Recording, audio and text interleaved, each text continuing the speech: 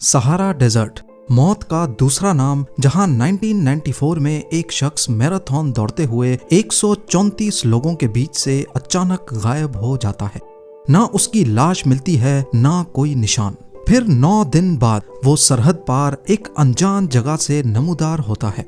ये कहानी है इटालियन पुलिस ऑफिसर मौरो प्रॉस्पेरी की, जिसको मौत ने भी कबूल नहीं किया।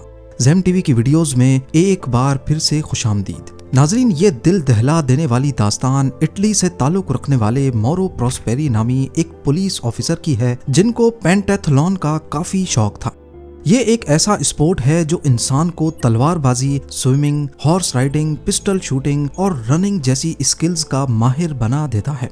पेंटाथलॉन का ये जुनून उन्हें इटली की नेशनल पुलिस में ड्यूटी करने के दौरान जागा था, और यही वो ट्रेनिंग थी जिसने उनके अंदर सख्त कोशी और कभी हार ना मानने का जज्बा पैदा किया। एक दिन उनके दोस्त जोवानी मांजो ने उन्हें सहारा डेजर्ट में होने वाली मैराथन डेस सेबल्स के बारे में बताया।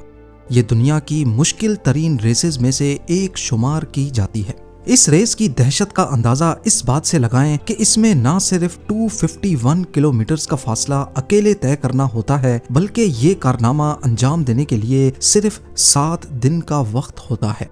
सबसे खतरनाक बात यह है कि पूरी रेस के दौरान खाना, कुकिंग गियर, कपड़े और जरूरत का सारा सामान रनर को अपने बैकपैक में खुद उठाकर भागना होता है।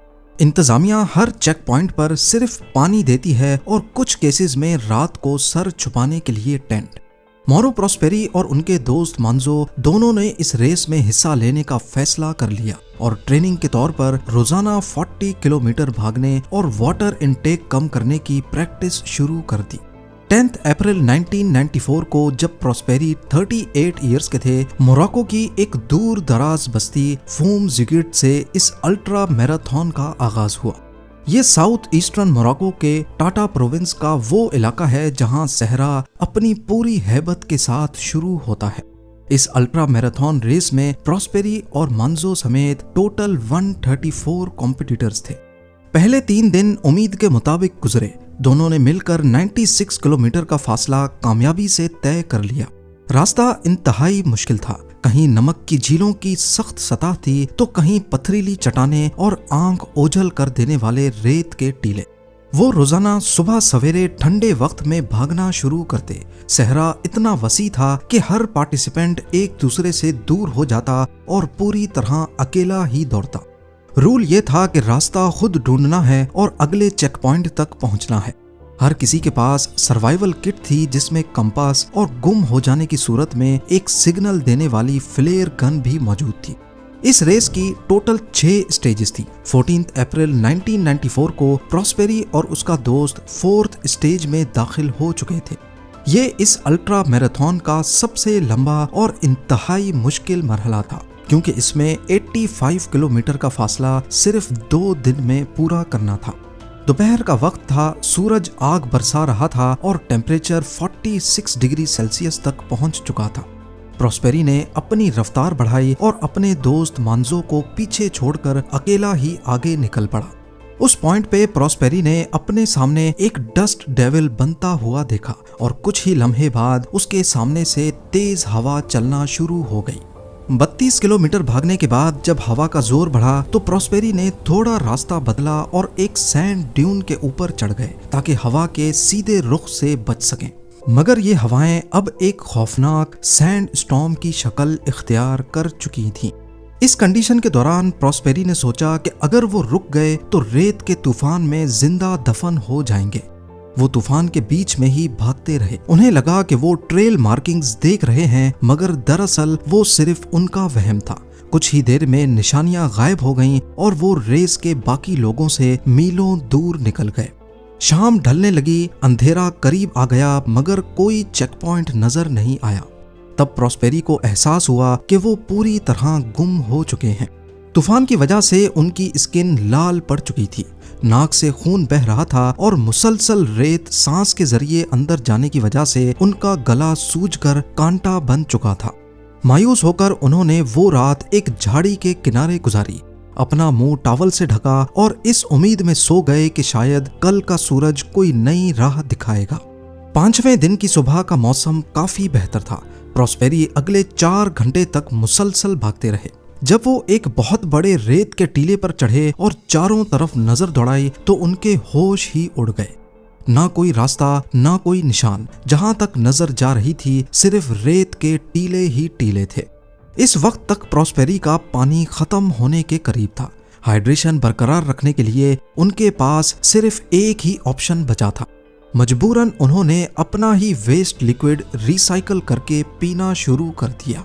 5वें दिन का सूरज ढलने के करीब था कि अचानक उनके कानों में एक आवाज पड़ती है, एक हेलीकॉप्टर की आवाज। उन्हें लगा उनकी दुआ सुन ली गई है।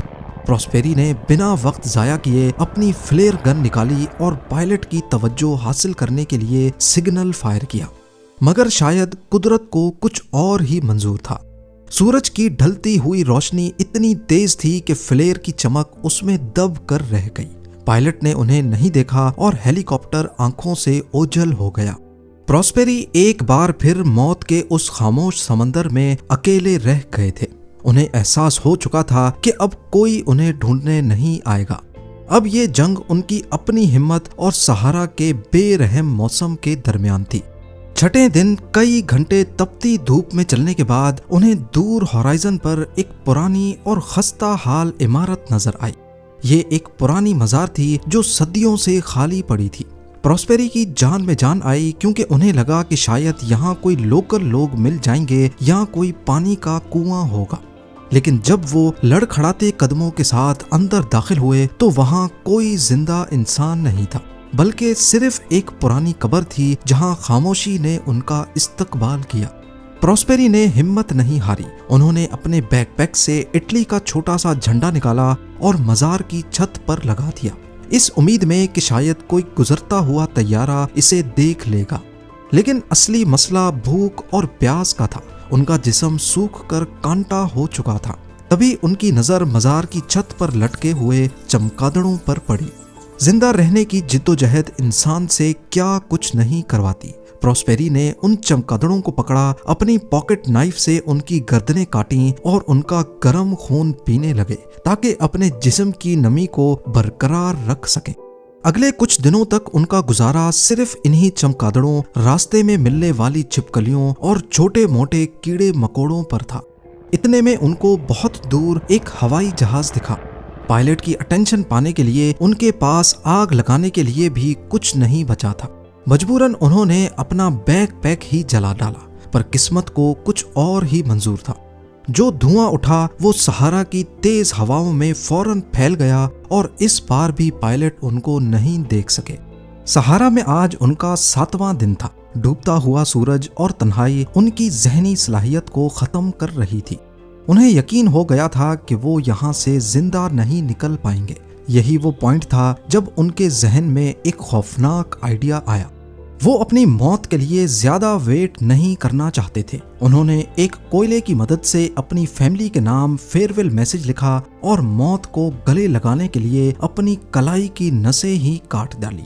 वो उस पुरानी मजार में लेट गए और अपनी आंखें बंद कर ली, इस इंतजार में कि सुबह का सूरज उन्हें जिंदा नहीं देखेगा। पर मौत ने भी उनसे मुंह फेर लिया। जी हाँ, एक्सट्रीम डिहाइड्रेशन की वजह से उनका खून इतना गाढ़ा हो चुका था कि वो बहने के बजाय जख्म पर ही जम गया। प्रॉस्पेरी की आंख खुली तो वो ये मंजर देखकर खुद हैरान रह गए। इस वाक़े के बाद उनको समझ आ गई कि मौत ने भी उनको ठुकरा दिया है, यानी उनकी मंजिल कहीं और ही है। उन्होंने अपने जख्मों पर पट्टी बांधी और एक नए अज़म के साथ मजार से बाहर निकल आए। मजार में मौत को करीब से देखने के बाद प्रॉस्पेरी के अंदर एक नई ताकत पैदा हो चुकी थी। उन्होंने कंपास निकाला और दूर पहाड़ों की तरफ चल पड़े। उन्होंने सिर्फ सुबह सवेरे और शाम के वक्त सफर किया, जबकि दोपहर की झलसती हुई धूप में किसी झाड़ी के नीचे आराम किया, जबकि रात के वक्त वो खुद को रेत के अंदर दबा देते ताकि जिस्म की गर्मी बरकरार रह सके। रास्ते में उन्हें जो कोई झाड़ी या पौधा मिलता उसकी जड़ों को निचोड़कर कड़वे रस के कतरे पीकर गुजारा करते। खाने के लिए उन्होंने सांप का कच्चा गोश्त भी चबाया और छोटे मोटे कीड़े भी। उनका जिस्म अब एक हड्डी का ढांचा बन चुका था और वजन करीब 15 किलो कम हो चुका था। 8वें दिन उन्हें दूर से कुछ हरियाली नजर आई। ये एक छोटा सा नखलिस्तान यानी ओएसिस था जहां पानी का एक कीचड़ नुमा गढ़ा था। वो उस कीचड़ वाले पानी को पीना चाहते थे, लेकिन उनका गला इतना सूज चुका था कि हर घूंट कांटों की तरह नीचे उतर रहा था। जैसे तैसे करके उन्होंने कतरा कतरा करके पानी पिया, पर वो पूरा दिन उन्होंने अपनी प्यास बुझाई। 9वें दिन जब वो चलते चलते बिल्कुल निढाल हो चुके थे, उन्हें रेत में कुछ बकरियों की मिंगनियां नजर आईं। वो उन मिंगनियों का पीछा करते करते बकरियों तक पहुंच गए जहां एक छोटी लड़की उनको चरा रही थी। 6 दिनों में पहली बार वो किसी और इंसान को देख रहे थे। प्रॉस्पेरी फौरन उस लड़की की तरफ भागे, लेकिन उनका होलिया इतना खौफनाक था कि लड़की देख कर ही भाग गई। खुशकिस्मती से वो लड़की अपनी दादी को लेकर वापस आई। सहराई लोगों ने प्रॉस्पेरी की हालत पर रहम खाकर उनको पनाह दी और खाना पेश किया, पर मैदा इतना कमजोर था कि वो कुछ भी खाते ही उल्टी कर देते। प्रॉस्पेरी को बस्ती वालों ने ऊंट पे बिठाकर करीबी मिलिट्री कैंप भेजा, जहां उनको जासूस समझकर अरेस्ट कर लिया गया। जब उनकी शनाख्त पूरी हुई तो पता चला कि मोरो प्रॉस्पेरी भटकते हुए मोरक्को से निकलकर अल्जीरिया दाखिल हो चुके थे। वो अपनी रेस के ट्रैक से तकरीबन 291 किलोमीटर दूर निकल आए थे। उनकी बीवी और घर वाले उन्हें मुर्दा समझकर उनकी उम्मीद छोड़ चुके थे, लेकिन जब 9 दिनों बाद उनकी पहली कॉल घर पहुंची तो पूरे इटली में जश्न का समा था। प्रॉस्पेरी को हॉस्पिटल में कई दिनों तक रखा गया। डॉक्टर्स का कहना था कि प्रॉस्पेरी के ऑर्गन्स इतने डैमेज हो गए थे कि मौत पक्की थी, पर उनकी हिम्मत ने उन्हें मरने नहीं दिया।